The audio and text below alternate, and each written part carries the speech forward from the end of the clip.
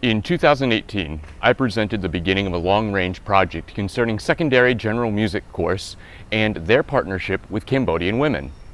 Since then, this project has come to an end. This video presentation is my attempt to continue making sense of the work.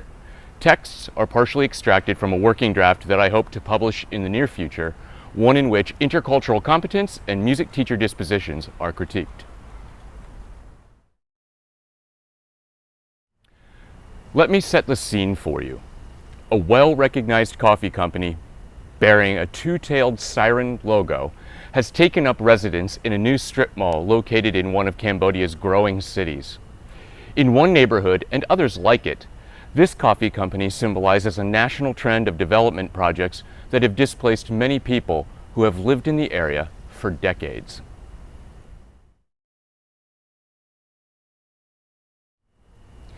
This narrative concerns forced human displacement in Cambodia, where activist leaders, primarily women, employ a milieu of strategies aimed at protecting their neighborhood from state and corporate seizure.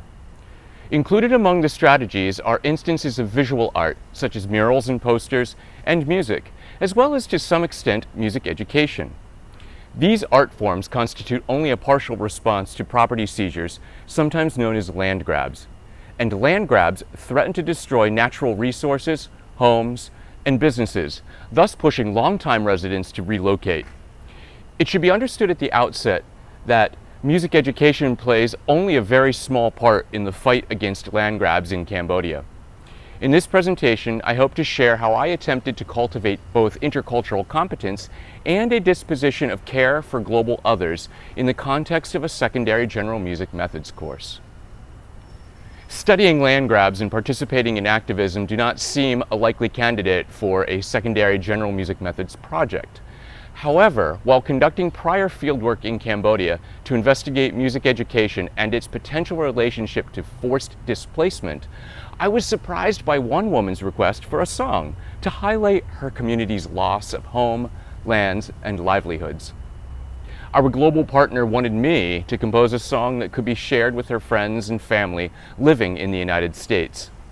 A short-term project then emerged between my students and me and our participant, which soon developed into a songwriting unit in which pre-service teachers at my university composed, performed, and recorded music about the power of activist women who lead a movement to stop these land grabs.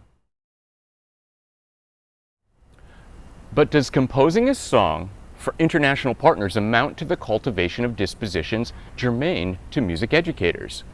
Woody, Gilbert, and Laird wrote, "The transition from music student to music teacher likely happens as they develop dispositions that are integral to teaching effectiveness." Relative to my study of globally minded dispositions in secondary general, I was intrigued by one of Woody et al.'s categories, empathic caring. While these authors were mainly interested in teacher education specifically, I can see how empathic caring would extend beyond individual teachers and their students, reaching into the realm of community engagement. Perhaps cultivating dispositions that invite pre-service teachers and their future students to consider people and issues from localities outside college settings might be useful. The challenge of a dispositional approach, however, appears to be the difference between the rhetoric of community engagement, as described earlier, and what Ryan et al. Called real outcomes. What I had hoped for learners was that they might develop a keen sensitivity to the lived and living experiences of our neighbors across the globe. What I failed to notice, however, was the complexity of the project. That complexity, heretofore unrecognized, was the physical, practical, and emotional distance between Boston University students and Cambodian women. I mused that my own dispositional shift toward justice making was too sudden for the secondary general learners, that the making of change makers was too abrupt and outside the students' worldviews.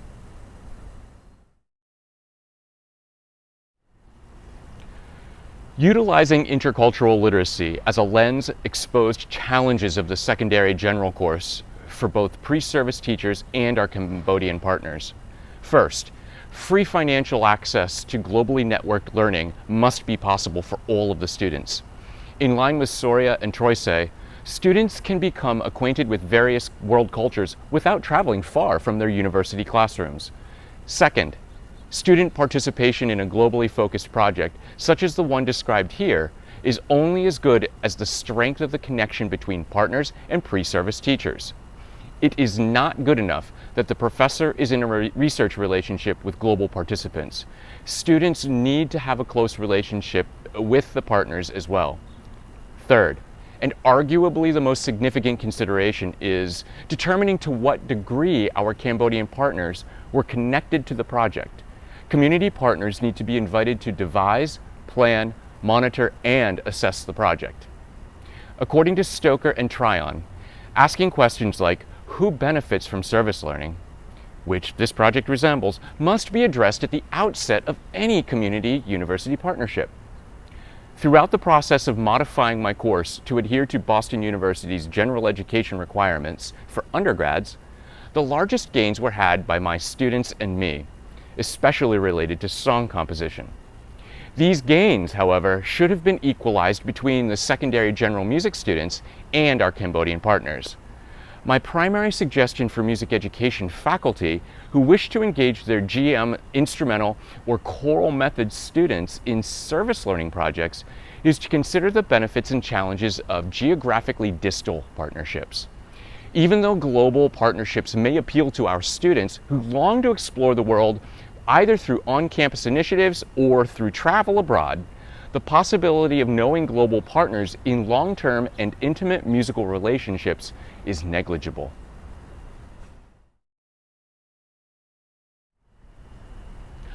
On further reflection, I am more wary of engaging secondary general music students in a kind of global project or service learning meant to aid partners from distant parts of the world.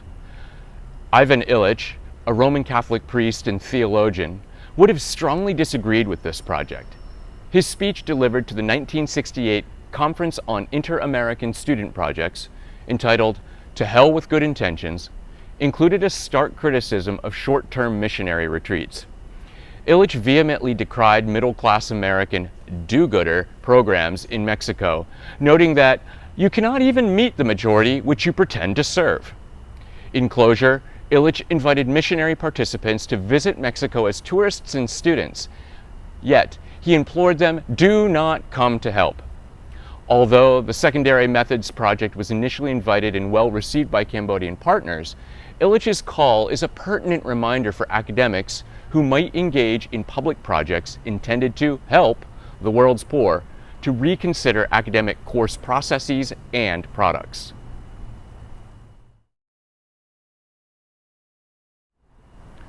Cultivating dispositions for certain kinds of teaching, learning, and service within the context of music teacher education is vital. Since presenting the initial steps of this project in Tbilisi, Georgia, I've come to understand the benefits and challenges of service learning and learning service as a complex matrix comprised of people, places, broadly conceived curriculum, specific projects within that curriculum, and sensibilities about geopolitical and geophysical boundaries that separate secondary general music students and Cambodian women. I need to understand more clearly the physical, emotional, spiritual, educational, and personal divisions that underscore the depth and breadth of a dispositional approach nestled within intercultural competence that might illuminate why pre-service teachers must engage with the world both near and far from our classrooms. It is in this spirit that I continually am on guard for such issues as cultural appropriation, essentialism, colonization, and colonialization.